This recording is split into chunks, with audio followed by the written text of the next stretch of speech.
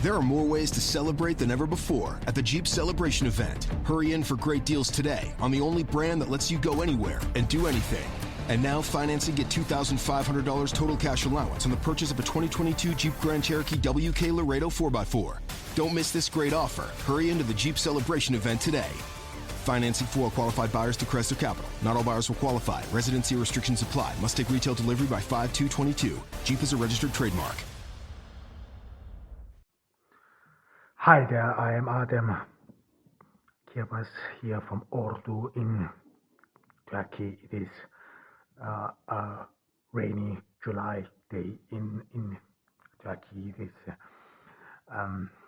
we are still in the pandemic, and I hope you all are doing fine. However, today I want to in a way change a little bit the format. This has to do partially, and of course we are back with English. We will return speaking English again because this is understandable why. However, but I decided to change a little bit the format of this podcast. In that sense, I mean, the last two episodes they were in those two languages I speak besides English, whereas German is my mother tongue. However, there was of course a lot of hate one could see, understandable or not understandable. I mean, this is something I don't have to decide, or I cannot decide. This is what the future will decide. However, but I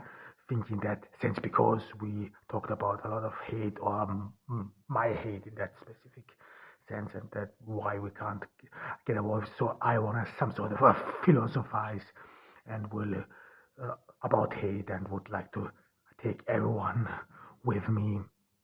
I mean, this format is built rather on free association. I mean, I start in a way, I don't have anyone, so this means I have some sort of a self-conversation. I think about what hate can mean, or where we have to trace. So this is some sort of an open end. I do not give clear guidelines or what I think in the end, or I cannot guarantee any result whatsoever, or that we can come up with a solution or a definition what hate really means. However, I think it is important in that sense, but still that we start with a structure, and the structure is what are again definitions. So definitions are not some sort of, in a way, to be too strict or too pedantic or whatever. Definitions some sort of helps everyone to understand what we are talking about, that we are at the same page. And I think I will start with some definitions what hate will mean. I mean, of course, we will start easily, and this means I will just Google hate. This is something I will warmly suggest everyone to do, because Google is a very good search engine, no matter the implications. Or you can do whatever you want, but I Googled on my phone hate, and there I got some definitions. I always use more definitions. I mean, there are, of course, as well as linguistic understandings. This is always an issue, especially if there is some sort of divergence between the cultures, between the language. Please note, English is not my mother tongue yet. I still want to put everyone on the same pages, and this is what I wrote about, or this is what I found when I Googled hate. And this is, I think, the first one is a Google definition, and this is intense and passionate dislike. I mean, I was not very sophisticated. I mean, this dislike, passionate dislike. So this is about an ego and so on. And we will come to that as well. I think this is very, very interesting. The next definition I saw at Merriam-Webster. This is actually a dictionary, a very good dictionary. Again, you can find it in Google, and there it is: an intense hostility and aversion, usually deriving from fear, anger, or sense of injury. I think this definition is something we will need, especially where it derives from hate. This is the connection, and this is the connection I will try to make between hate, fear, anger, and of course in social embeddedness or your social well-being, so that hate in that sense, or with this definition, we some sort of get a glimpse that hate is interconnected, that it comes with fear or anger and a sense of injury. But what is aversion? I mean, this is always some sort of word. I mean, what is hostility? This is violence, you could say. But aversion is rather some sort of a mild version of hate. You could say it is some sort of the desire to avoid something. Or I looked up the definition of aversion as well, and this is a tendency to distinguish a behavior or to avoid a thing or a situation, and especially a usually pleasurable one. It is or has been associated with noxious behavior. So we see aversion is in a way trying to avoid something. This is very important, because this is, we will then, or I will later argue that aversion is in a way a mild version, something I just avoid, something whatever it is, I just don't want to deal with it.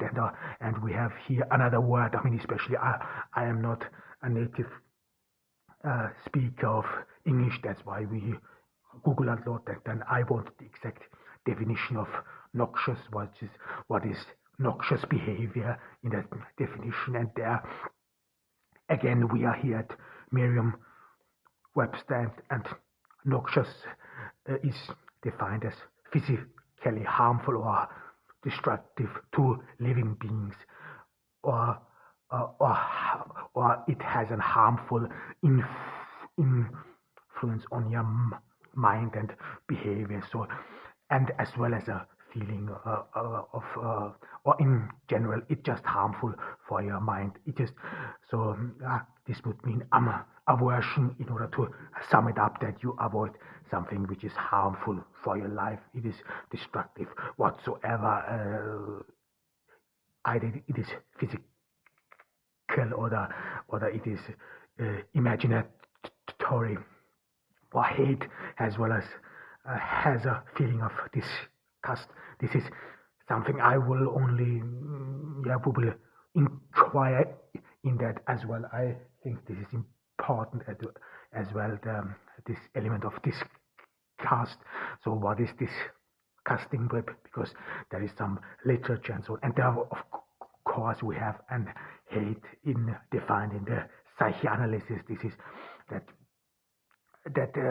you some sort of grow averse to, or that you this is especially among children, that a child some sort of hates an object of which it does not get love or pain, and this leads to a dissatisfaction or to a fulfillment of a desire, and this is the reason why the child hates something or whatever. Or there are many forms of the psychoanalysis, especially how children deal with hate.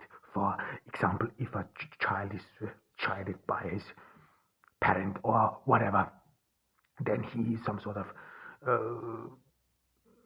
uses his doll or whatever to some sort of emulate this reaction, or some sort of build of esteem and so on. I mean, there are a lot of forms of hate, and of course we have to be aware of one thing, that we have to clearly separate between aversion and aversion, as we saw in this definition is indeed some sort of a hateful, is, you could say, a hateful or harmful object which we avoid, which could wreak havoc, and thus it leads to, thus we try to avoid being harmed ourselves. Whereas hate, I would say, is way more stronger. Hate goes beyond us just aversion, because hate is rather the dislike of the existence of something. So it is not that you just want to avoid it like you would avoid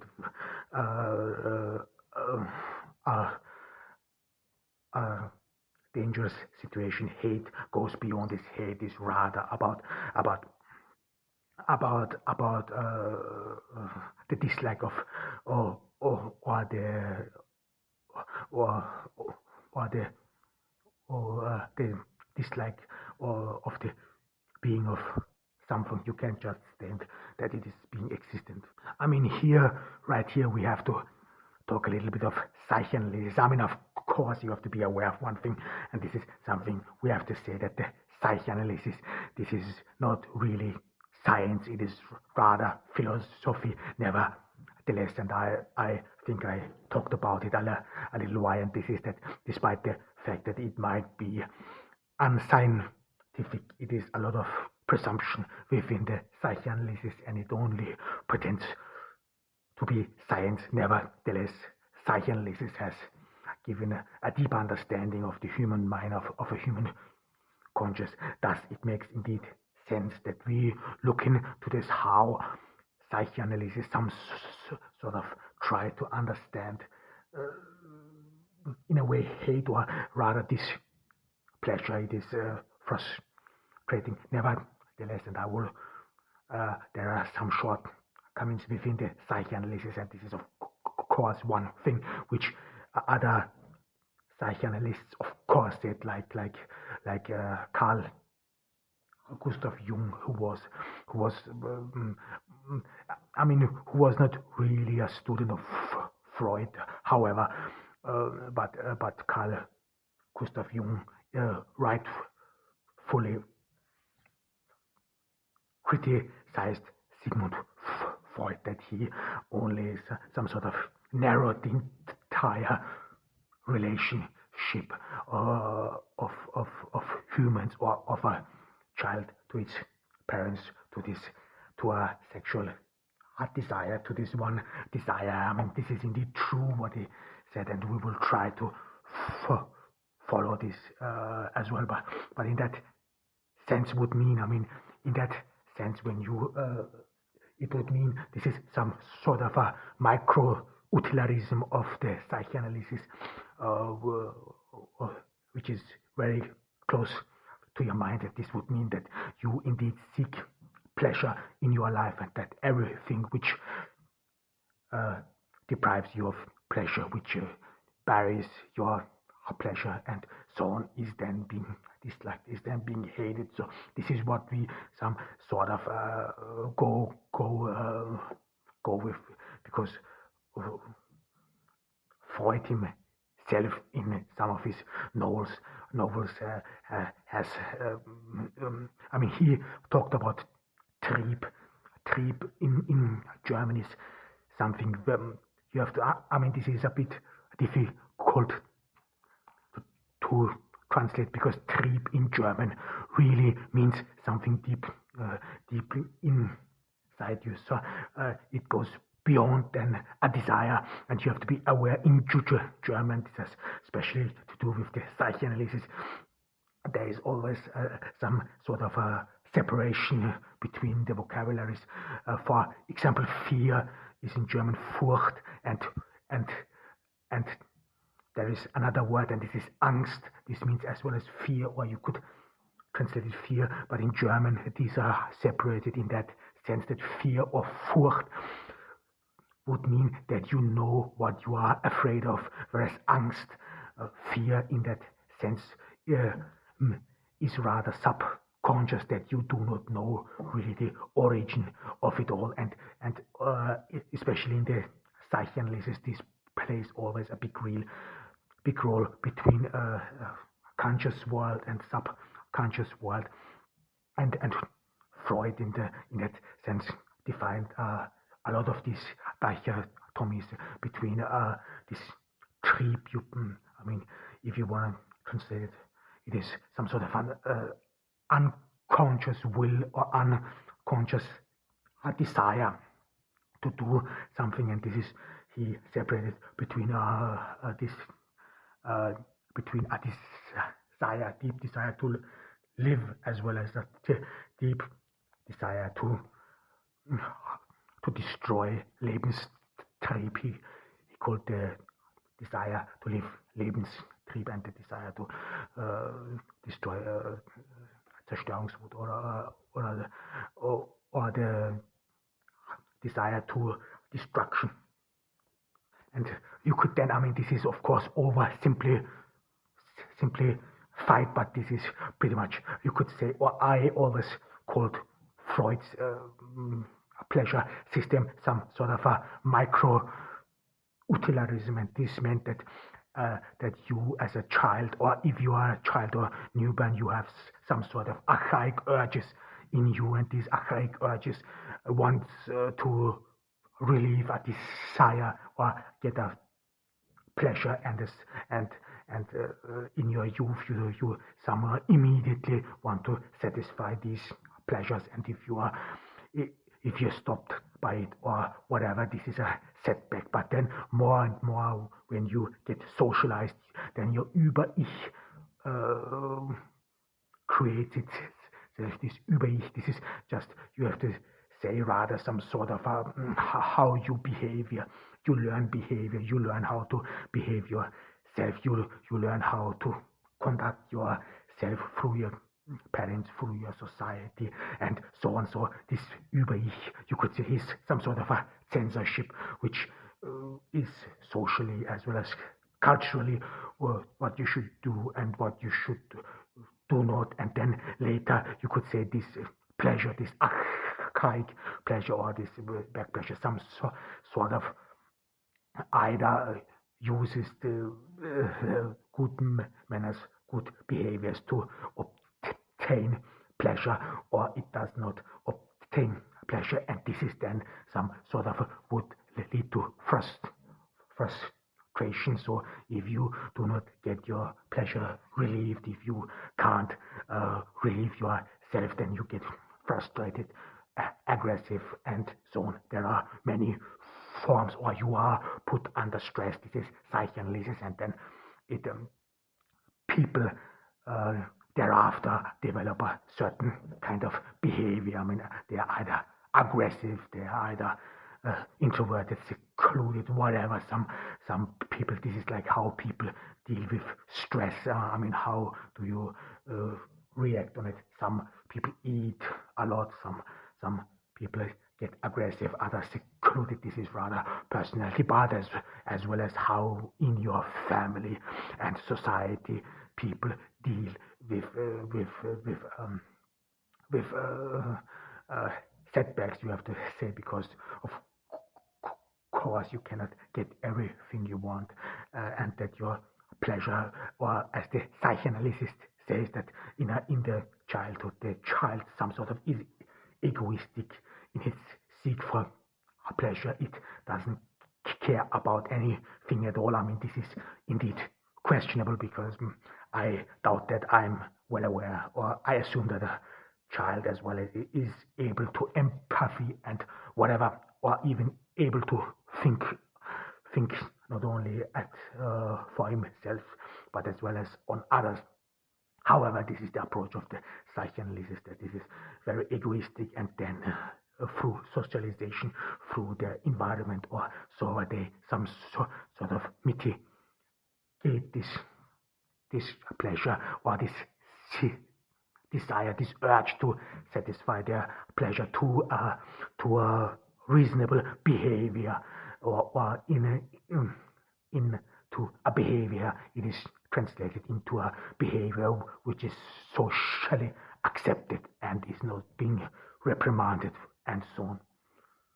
And when we follow the psychoanalysis in that sense, this would mean that it is some sort of close to come to the conclusion that the object which does not give you pleasure or which doesn't help you to satisfy your pleasure becomes some sort of hated. This is the famous object relationships within the psychoanalysis. This is one huge um, research field within the psychoanalysis, and this would then mean that the child who does not get their pleasure satisfied in that sense. Pleasure would mean that love, so this child, for example, does not get love from its parents, yet it cannot hate this parents, but or whatever, it is still dependent on the love of this parents, and this then leads to some sort of ambiguous feeling towards the parents, especially if this love the parents gives to the child are in a way ambiguous or whatever. This can have, of course, a lot of reasons. I don't want to go into the detail of this, but it meant just children as well as everyone else were seeks or wants to get attention, wants to get love, and then especially some children in their childhood, they either did not get any attention or the attention they got was not enough for them, that they later seek more attention or so whatsoever. This is some sort of the main narration within the psychoanalysis, and there we could derive the thought that the cause of hate therefore is the deprivation of love. So and this would then mean you hate everything which does not love you. This would be pretty much the simplest solution. I mean, I do again. I have to emphasize. I really break down some key elements of the psychoanalysis. Nevertheless, this is some sort of our understanding. So everything that derives some sort of or deprives us from pleasure is hated, and so on. But of course, this is some sort of, if you think about this, it is not only oversimplified, but it is some sort of, you have to say, yeah, it is not very sufficient, or it appears as not very sufficient, because you then assume that all relationships in your life, that they are only built on love, and we have said in one definition that love is indeed, you have to be aware of fear in that sense, which correlates with hatred, that this has indeed a reasonable object, so that fear is not, and in that sense, if you would translate it in the psychoanalysis, and this would mean that the child fears that it's been not loved, and this then therefore fear or hate. This leads to hate, and then you could some sort of explain this, but fear has indeed a real object, and this is where we some sort of have to say, yeah, this does not sound very sufficient, and we will some sort of further inquire in this matter. I mean, indeed, in the English language, there I found two words as well, and this is fear, and the second thing is anxiety.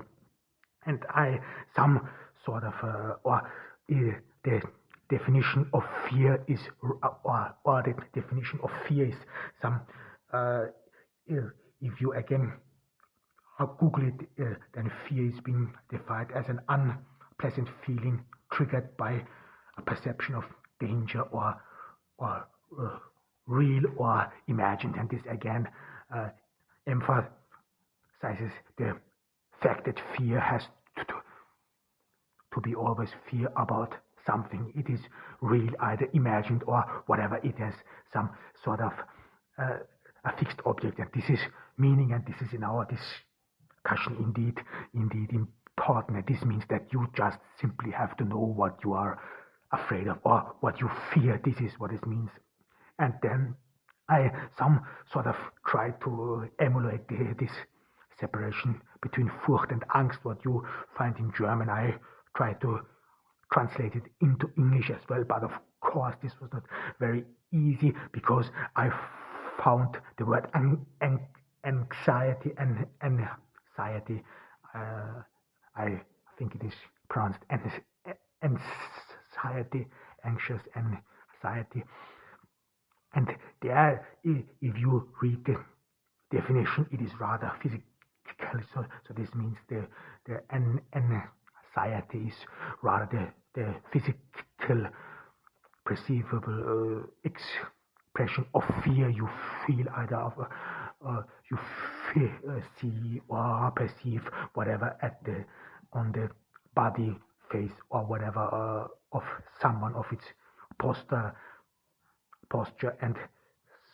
and so on. So this really does not make sense in that sense, because it has nothing to do with this separation, that angst in that sense would be rather unconscious. It is not that you do not perceive, yet we will some sort of adopt it, because especially for later we will some sort of keep in mind that there is indeed a separation.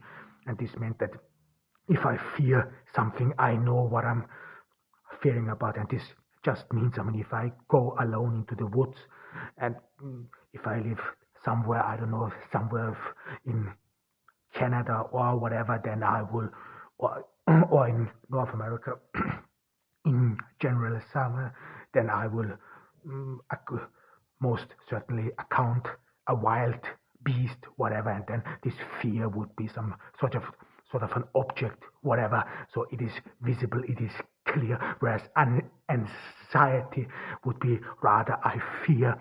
For example, many people fear of being alone in their homes overnight and so on. And if you would ask them, what are you afraid of, or what are you afraid of, what are you anxious about, they would not tell you. And there are a lot of stories of people when they get alone, they all get distressed and so on. They even imagine that, or some have some horror notions, whatever. If you especially watch some horror movies, have you noticed this is always when someone is alone, then he's been haunted, or this person is some sort of, in all kinds of situation, does something. This person is not aware that a murder is coming close, and this is some sort of leads in horror movies always to some sort of an intense feeling, and some people feel this intense feeling as well as at home. This does not mean that they are someone close or whatever, but people feel generally uncomfortable or in any situation which wouldn't be so threatening. However, we have to add another clear aspect to fear, and this is that it has to be in a way or another life-threatening, because or in a way harmful. This was part of the definition of noxious. It has to be perceived as harmful to your mind, to your fear, and so on. And this fear can be imaginary as well as real. We will talk about this as well, and try to find an understanding for that. Of course, we talked about a little bit fear is objective. Fear in that sense, let's adopt it. We say we go the first path, and this is that we say fear is not imaginative, or the object what you are fearing is not imaginative, it is real. And then, for example, the danger of being attacked by a wild animal is clear. We all know the movie sharks, or if you only see sharks in movies, then you see that some fear is reasonable, or people assume whatever, even though we know that sharks attacks are very rare. But as well as if you go somewhere into the wild, it is likely that you can be attacked by wild animals whatsoever, by dangerous animals, wolves, bears, snakes, what have you, and and but and this would be then an objective. This is be some sort of, this fear is very reasonable in that sense. If you would not fear for your life, then you would do something stupid. This is, as well as we will talk about, as well as some sort of, to maintain your life. This is rational. This is understandable. But of course, we fear for ourselves as well. And this is what this fear was always about. It is an or hate. This is the connection, and this is why we still want to find the bridge, because we still want to find this connection between hate and fear.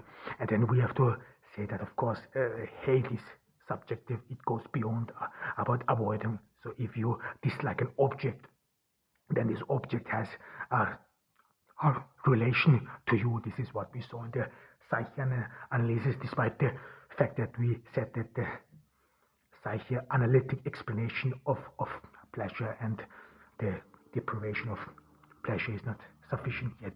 We saw that there's a correlation between the object, especially between a parent or parents, that is children. It may be not love or whatever, but nevertheless there's a correlation, whatever. This means fear or anxiety, which is the basis of hate.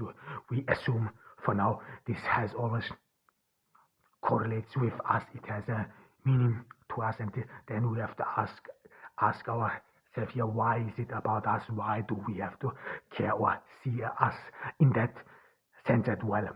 And then, imagine a young man, a young woman who has his life ahead us, and everyone has this some sort of, you have your college degree, you have a job, you have a new car, whatever. Your life is ahead of you. You have made yourself plans, or assume you want to do. Of course, what would you fear here? That you could lose of this, or if it would be existential.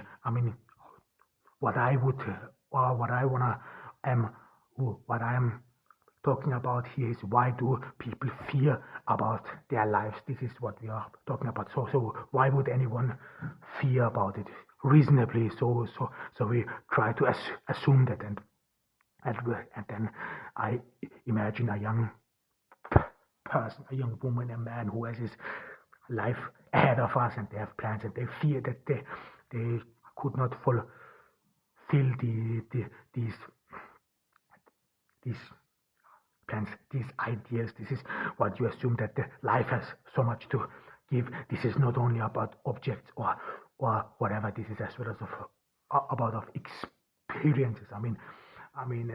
Everyone, especially in our culture, there's some sort of a huge hype around love, and that you have to find your soulmate and true love. This would mean a young person who has not find true love would be reasonably afraid of dying, because he would be missing this pleasure or whatever. Of course, I know that there are some terrorist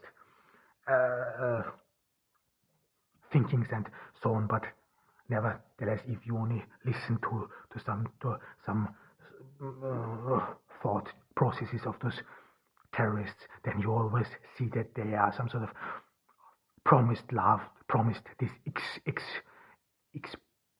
experience, and so ever. So it is indeed very important. Love in our generation or in our culture is very important. This has nothing to do with West or the East, no love, having a wife, a man, a husband, or whatever, feeling or trying to seek fulfillment in that sense. In that sense, would mean that it would mean that you are in a way deprived from this pleasure, and this would mean that you fear being deprived of this pleasure. So this would then mean that you be more cautious or whatever. I mean, of course, in general, you should be very cautious. But if we would think then that young people, especially if they are put into a dangerous situation, this would be rather that young people would be way more cautious, way more cowardly, because assumably in this thought we would then assume that young people are more likely to preserve their lives and would be way more rather want to seek some sort of, or trying to avoid danger by any means necessary, and this would then lead in a way to cover this, or the fear of any obstacle in one's life. And this then again is indeed some sort of questionable, but does this really lead to hate? Because this is what we always have to ask ourselves, because we still are trying to find the bridge, the connection to hate, and with some sort of came upon fear. We still do not know what hate is, so we slowly approach the center of it. This is I don't think that this is a bad approach, so we go slowly at the basis, and here would mean that people, especially young people, would avoid something. You avoid danger, you avoid a physical danger, whatever, but yet we cannot find a connection to hate, because of course you are a human being. Of course you fear, for example, a dangerous animal. Especially think of a lion. You fear a lion, but you do not hate him. Especially hate, when we define this, it is the contrast to aversion, that you really hate the dislike of the lion, that you do not want it to exist. Whereas this is, I would not assume that this is mostly the case with lions. No, you rather may have an aversion being exposed to a lion, because a lion is indeed a majestic animal. Or some people even kill lions as a trophy. This is indeed a very despicable procedure, despite even though lions are a threat to be extinguished. However, hate, you can't see really hate, because when people still want to hunt them, or lions are in a way portrayed as majestic animals and so on, so that they have still a value about it. But however, and if you exposed to them, you fear the situation, but you would not assumably fear or hate lions. So we somehow cannot make this connection, and the fear is indeed very rational, because if an object poses a danger to your life, you will of course avoid it. You will of course try to get out of harm's way. This is rational. This is human-like. We humans, some sort of are biologically disposed or predisposed to preserve our lives, especially and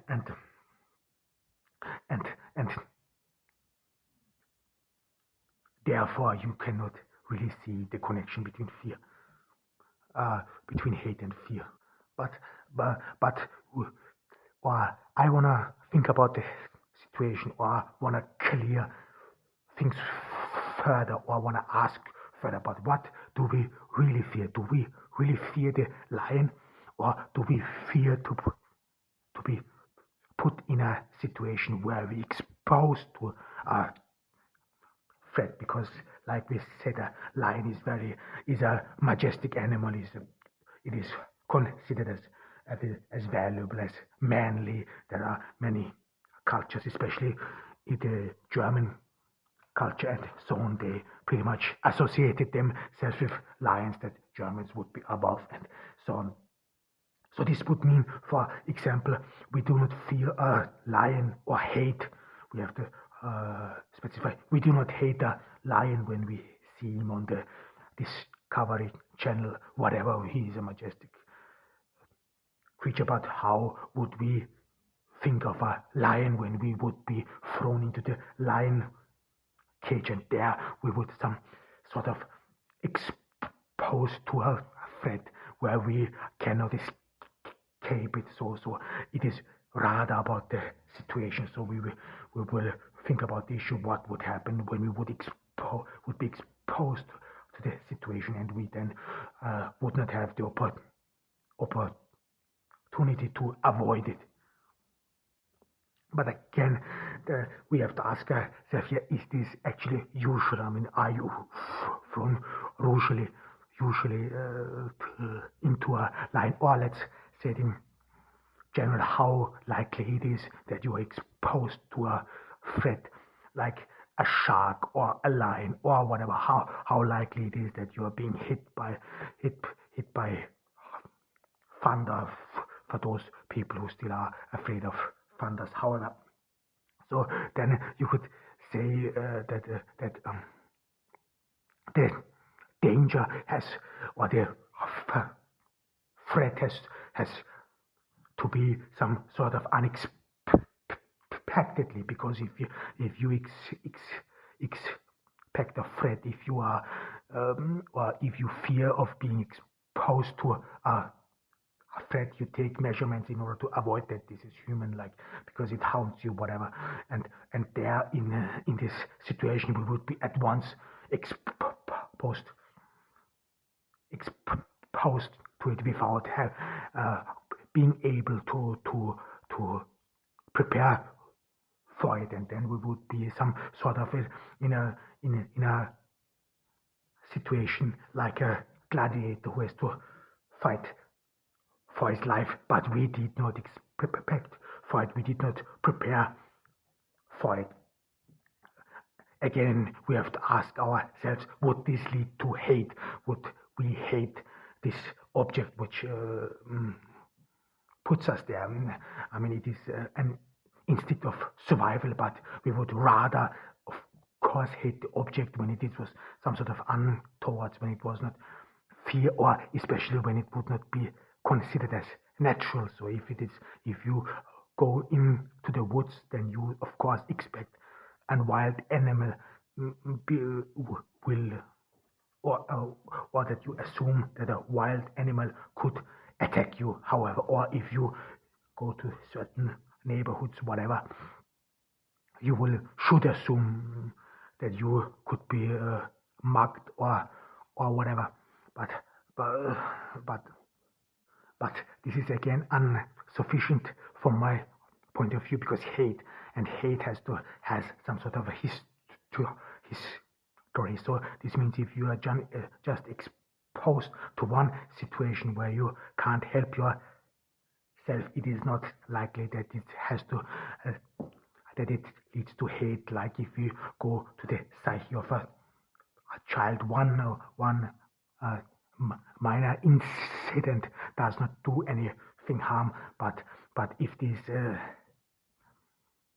situation persists, then this may lead to hate. So we come to the conclusion that the situation is important, and this is something we will talk about the next time. This was Adam Kirbas from Ordu, Turkey. We are from the Pan pandemic. I hope you all are doing fine and take care of yourself. Bye. It's finally time to start firing up the grill. From city to shore, Acme is everything you need to prep for this summer season. Download the Acme app to shop for this season's essentials any way you want. Open the Acme app, clip your deals, then order your items online. An experienced Acme associate will carefully select your groceries, bag your order, and bring it right to your car or deliver right to your door. Download the app or visit acmemarkets.com for program details.